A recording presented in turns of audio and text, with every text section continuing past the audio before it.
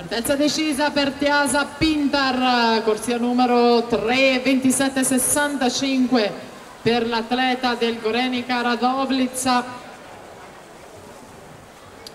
che è al comando in questo momento. Il miglior tempo ancora della Giovannoni, 58,00.